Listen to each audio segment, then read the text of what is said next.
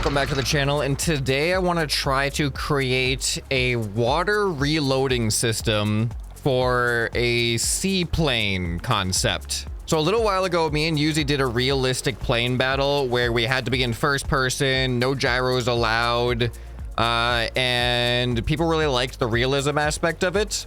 And I was thinking how to do another version of that that's not the same thing, but a little bit different. Some of the comments recommended seaplanes, and I was thinking, like, how do we make the seaplanes not just a plane that has the ability to be on the sea, but you have to actually use that ability in some way?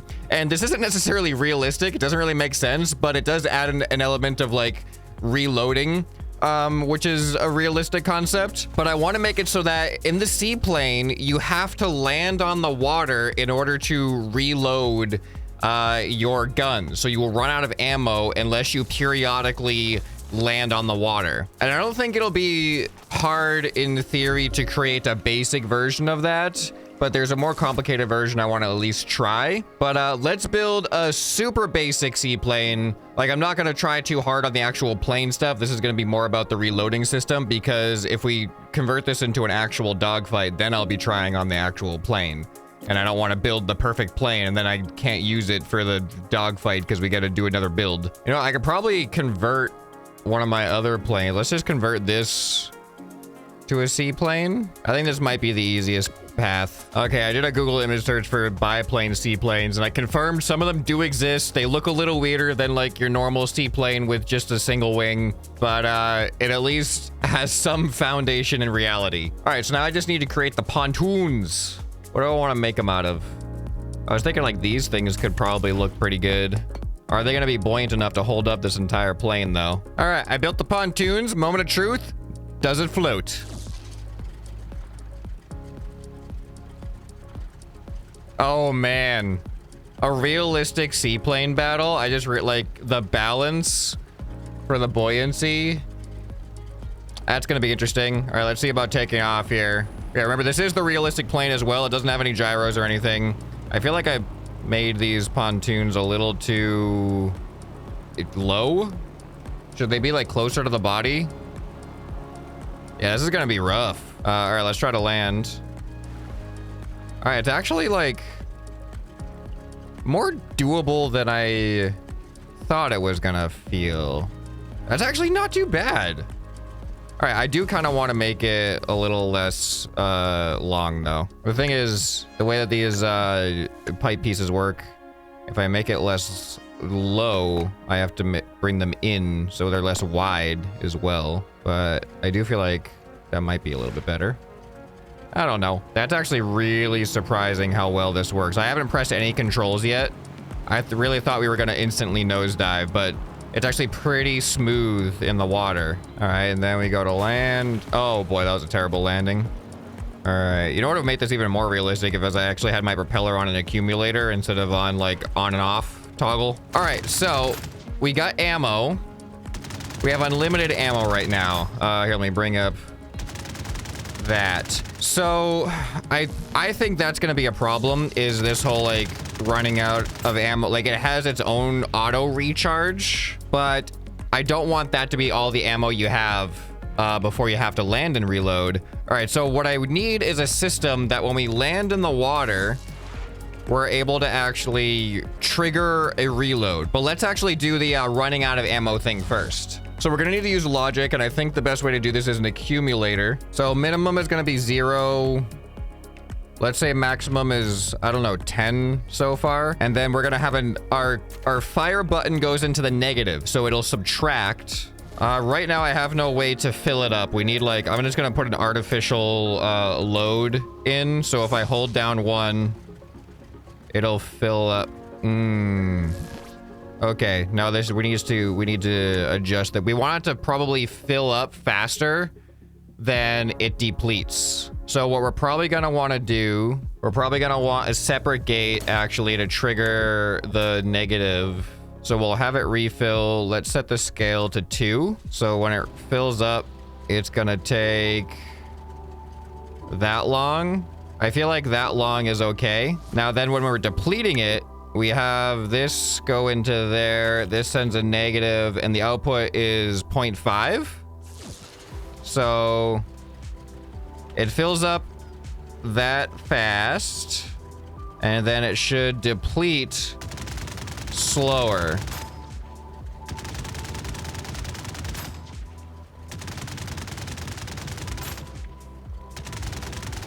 Okay, so that works. So we just have a signal going in at half the strength, so we get like twice as much shooting as we do reloading. And we can change this, whatever this value is, will change how fast it depletes. All right, so now what we need is we need to get rid of these cannot shoot unless this is on. So now we have an AND gate. And the AND gate has to receive a signal from both the accumulator and this logic gate, which is our trigger button. And only then will it fire these two cannons. So if I try to fire now, it shouldn't work. But if I refill my ammo a little bit, now it should work until it runs out. There we go. So let's refill. So now here's the problem that I don't know how to solve, that to me was the complicated thing. And I really think there's no, now that I've just tested a little bit, I don't think there's any way to perfectly solve it. And it is the fact that when the guns themselves run, they overheat, so they have to like recharge with that little meter down below. I can still hold the mouse button down and cause the ammo to continue depleting, even though I'm not firing. It would be nice if there was a way to only have the accumulator deplete while the guns are firing, but I can't think of an actual solution to that. The one solution I could think of is time the input so that it'll only last as long as the guns last. So the accumulator would only deplete for this amount of time, and then it would pause for that amount of time and then continue. But the problem is, I'm not gonna fire the entire clip every single time. I might do this, and then this, and then that, and then that, and then it's gonna deplete. And that is not a consistent duration. So there's no way, I think, to actually do what I want to do here. I think that'll interfere too much if I try to regulate that. So this might be the way to go. Okay, so we have our ammo depletion and reloading functions in place. Now we need to actually have it be water-based. So I think having this accumulator back here would be the smartest thing, because that way we can see our ammo level, essentially. The cool thing is that even if it's a little bit recharged, we can still fire. We just run out quicker. So the longer you wait in the water, the more ammo you're gonna have to use. So I actually kind of like that built-in feature. So now you kind of want to regulate your firing so that you're not losing shots by holding down the trigger during the cooldown. Okay, so I like that. All right, so now we just need to be able to reload it with water. Water bullets. I mean, that could be a thing.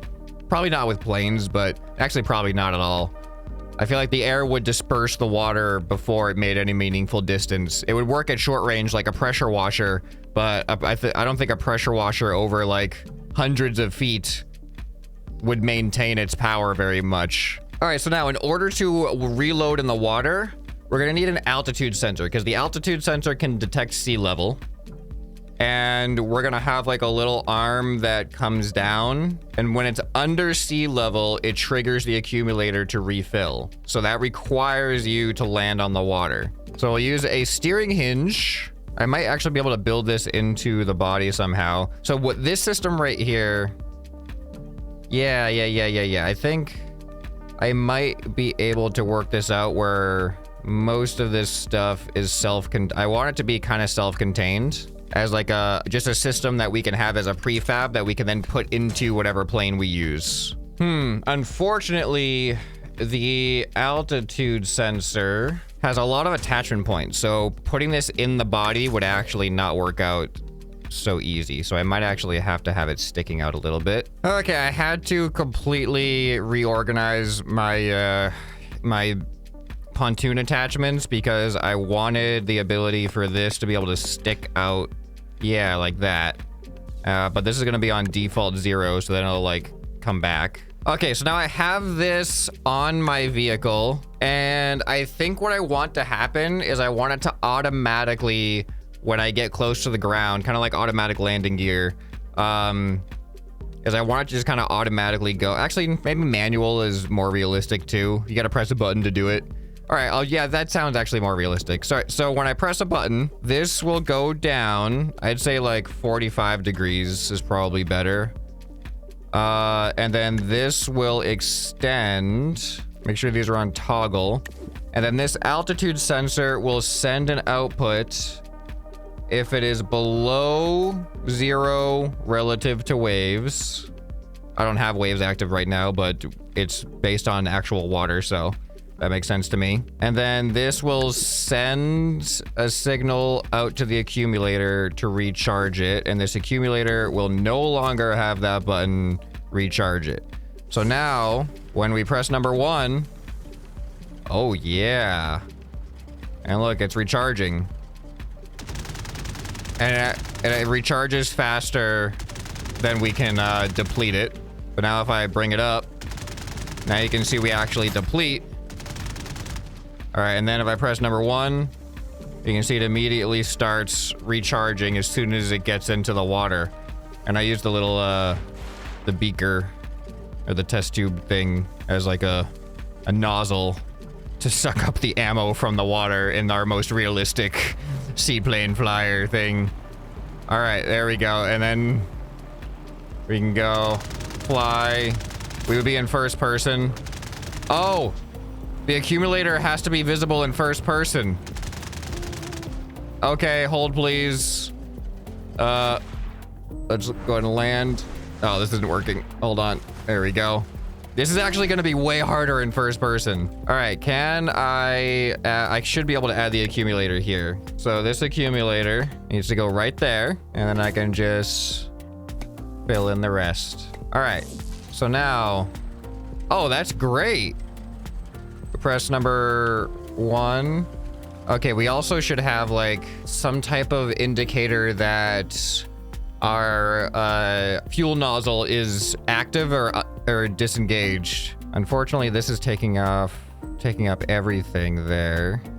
I got an idea. I was thinking like an indicator light like that, but it might be blocking more of my view than I want it to. Also, the aerodynamics aren't great on it. I'm just trying to think of like, what is a low profile indicator that our nozzle is our nozzle has been turned on to retrieve fuel, because we don't want it hanging down when we're trying to fly. We don't want to be confused if we're like we activate it or not, and we're trying to wait for it to reload and we keep disengaging it. This is why it would have been simpler to do like the auto thing, like altitude based. When I get close to the water, it automatically puts it down. But I think having the realism of actually having to manually engage it would be a little bit more immersive. I just wish there was a better way we could have like HUD display things in a small space. Imagine like decals lights, like lights like these, but they don't take up any space. You can like put them on a surface and have them be toggleable on and off somehow. It's like little electronic circuit things. I don't know. I do feel like one of these is going to be the best option. They look massive next to the seat though. Like looking at this as a seat, these things look massive. And I guess like this would be an option, but then it just has this weird, I don't know, what if we have this kind of like cut out and then we do something like this? And if I move them forward a little bit, they take out aerodynamics. So then this will be off by default, turns on with 1. I don't know what this other one is for though. It's just there for symmetry right now. Maybe we could just have them both do the same thing. So then when I press number 1, we know that we are in reload mode. And I can turn it off. We can start taking off. Doing a water landing in this plane is gonna be so hard. Like, just the visibility makes it really difficult. All right, but let's say we're doing our little dog fighting. Blah, blah, blah, blah, blah. Pew, pew, pew, pew, pew, pew. We definitely don't want to click when we can't fire. We only have a little bit of ammo left. All right, and I am out of ammo. All right, let's come in for a water landing. I'm gonna go ahead and activate it now so it'll go as quick as possible. Did I just land? That was so smooth. And we take off. That actually felt amazing. I'm gonna be sad that I have to build a different plane than this. All right, so if I land without the thing. Oh, that was a little bit sketchier. You can see I'm not reloading at all. Activate it. Now reloading. Oh, and if I try to fly, it actually ruins it a little bit. Okay, this is actually really cool. All right, I kind of want to watch it from the third person perspective, just because I think that would be cool to see it actually doing its thing. All right, we are out of ammo. Let's try to land again. We activate the thing. There we go. And we are full. All right, and then we put it back up. That's actually a pretty cool, I like that system. I like it a lot. If you guys have any other ideas on how to kind of add an immersion element to a seaplane battle, let me know. But I think this is kind of where I want it to be right now. All right, let me know what you guys think about this system. And looking forward to actually doing a realistic battle with this. If you guys enjoyed this video, you'll probably enjoy some more you can find right here on the end screen. Hope this video has earned your subscription. Anyway, this has been ScrapMan, and I'll see you next time. Bye.